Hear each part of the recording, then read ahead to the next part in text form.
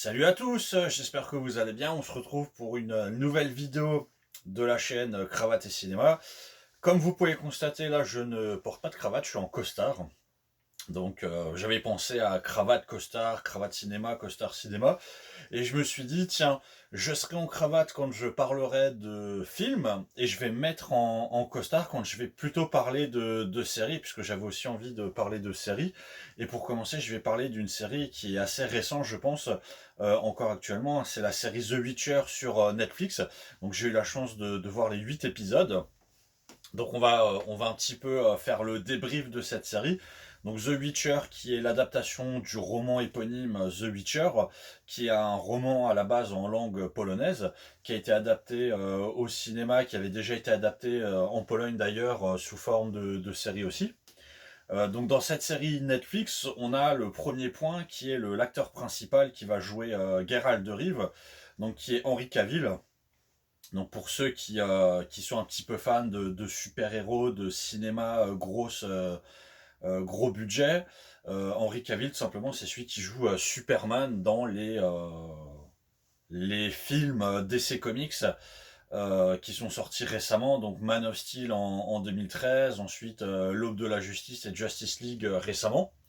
Donc on a Superman, il a aussi joué dans un film qui est un peu dans le même genre, qui était Les Immortels, sorti en 2011, où il jouait Thésée, euh, qui devait sauver l'humanité. Donc il est un petit peu habitué là depuis quelques années à ce type de film, en fait, dans lesquels il joue un peu le super-héros, le mec tout puissant.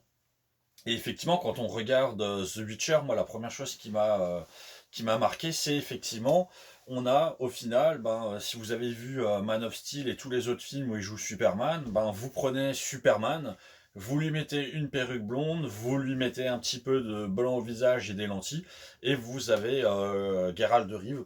Donc en fait, on a l'impression de limite voir Superman dans The Witcher, juste accoutré différemment. Bon, c'est un peu bizarre parce que c'est vrai que pareil dans les mimiques, dans la façon de parler, dans la façon de jouer, on a vraiment ce sentiment qui est assez fort. Voilà. Bon, à part ça, on va dire que de manière globale, il se débrouille plutôt bien dans les scènes de combat, il se débrouille plutôt bien dans le reste. Il maîtrise l'espèce d'humour non-humour. Puisque son personnage, c'est pas un mec qui rigole de manière générale, hein, mais il y a ce côté assez stoïque qui rentre en corrélation avec son compagnon Bard qui écrit des chansons sur lui, où il y en a un qui est drôle, et justement lui, il est pas drôle, c'est un guerrier. Donc on a un petit peu ce jeu d'humour qui se fait. La série est assez intéressante. Donc on est dans un univers heroic fantasy où on a une diversité de royaumes qui se font la guerre. Ce qui est assez dommage sur ce côté-là, c'est que pour ma part, contrairement à des films comme Le Seigneur des Anneaux ou à d'autres séries un peu du même type, il n'y a pas en fait ce côté géopolitique, ce côté. En fait, on nous sort beaucoup de noms de royaumes, puisque de toute façon, Gérald, c'est un sorceleur en français. Sorceleur, c'est quelqu'un voilà qui voyage, qui combat des monstres. C'est un peu un espèce d'Hercule qui fait un peu ses travaux, mais il est payé pour. Au début, les gens ils lui jettent des cailloux, etc. Puisque bon, voilà, c'est assez mal vu déjà ce qu'il fait. Lui, il est assez mal vu parce que c'est un espèce d'hybride mutant et on est dans un univers où tout ce qui est différent vraiment de la norme, là, dans ce cas-là, c'est très mal vu, hein. C'est vraiment le côté Moyen-Âge. Si t'es différent, on va te tuer. Bon, là, c'est un sorceleur, il est capable quand même de casser la gueule à ceux qui le font chier. Donc, en général, les gens, ils viennent pas le tuer comme ça. Ils se contentent de lui jeter des cailloux. Il y a un petit manque, je trouve, vraiment d'avoir développé le côté géopolitique, le côté où sont les royaumes, etc. Et c'est vraiment de montrer les royaumes, quelles étaient leurs puissances, parce qu'on les voit, mais c'est très rapide. On a les royaumes qui se font la guerre. Bon, voilà, on comprend ce que c'est que se faire la guerre entre royaumes, mais on n'arrive pas à savoir, au final, de quoi sont faits les royaumes. En fait, ça manque de background vraiment du royaume, et parce que la série se focalise vraiment sur, au final, les trois personnages principaux, qui va être donc Geralt, qui va être Ciri, la princesse d'un des royaumes qui est attaquée et dont le destin est de se retrouver avec Geralt, et Yennefer qui est la sorcière. Qui est plus ou moins la compagne, la personne en fait qui va l'aider. Donc on se retrouve un peu sur une espèce d'équipe à la jeu de rôle, où on a le chevalier, on va avoir le magicien, on va avoir, je sais pas, la personne à protéger, mais en même temps qui est capable de faire certaines choses. On a le barde qui raconte des histoires, etc. C'est un peu une composition d'équipe de jeu de rôle qui est faite. Donc on est quand même dans un univers qui est au final assez intéressant, avec des histoires qui sont assez intéressantes. Ce qui est vraiment à dénoter, je pense, dans cette série, c'est la timeline qui est utilisée, puisqu'en fait on est sur, non pas sur une timeline, euh, on commence et ensuite on avance dans le temps, où on est à un moment, on revient, etc. En fait on est en fonction des épisodes, et c'est dit à aucun moment, mais ça, vous le comprenez assez rapidement. On est sur une timeline où les choses se passent, voilà, les choses évoluent. Euh, et en fait, il y a des actions qui se passent dans le passé, des actions qui se passent dans le présent. Et à chaque fois, ça circule jusqu'à un moment où on va se retrouver uniquement dans le présent, et où tous les héros se retrouvent dans le présent. Alors que, comme Geralt, c'est un sorceleur, on voit qu'il a l'air de pouvoir vivre plus longtemps que certaines personnes. Il y a pas cette notion de vieillir, en fait, j'ai l'impression, dans la série, puisque tu comprends qu'il y a 30, 40 ans qui doivent s'écouler à certains moments, les gens ne bougent pas.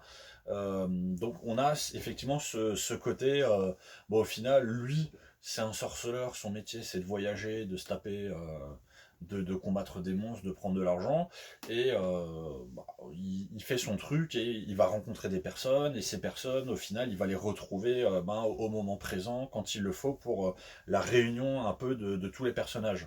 On a l'évolution, justement aussi de la propre perception que les gens ont de lui, puisqu'au au début, voilà, les gens lui jettent des cailloux, on voit que il a des ennemis.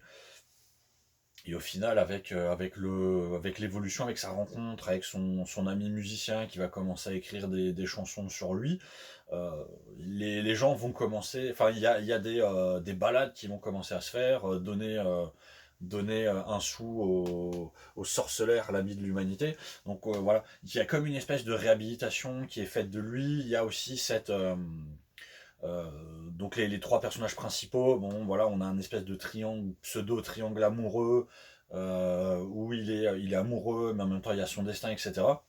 Et donc on a une première saison en 8 épisodes, où au final on nous pose plus les jalons des personnages. En fait, moi j'ai vraiment, on n'a pas eu l'occasion vraiment de découvrir les royaumes, de découvrir des lieux. On a découvert les personnages, on a découvert le passé des personnages, où on nous montre vraiment effectivement qu'est-ce qui leur est arrivé, comment est-ce qu'ils se sont développés, quelles sont un peu leurs psychologies. Et on finit par un peu la réunion des personnages. Donc on finit cette première saison sur, voilà, qui sont les personnages sont enfin réunis, ils commencent à accepter leur destin, et il y a une deuxième saison dans laquelle, alors je sais pas si ça va s'arrêter à la deuxième saison, s'il y en aura plus, mais on a une deuxième saison, au final, va y avoir la vraie aventure qui commence, si je puis dire.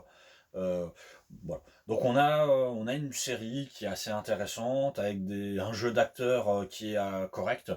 Euh, on a C'est de l'heroic fantasy, ça manque un petit peu de fantasy, parce que il y a quand même beaucoup de discussions, beaucoup, je trouve, de développement, et ça manque de combat, ça manque justement de fantasy, de choses assez belles à regarder.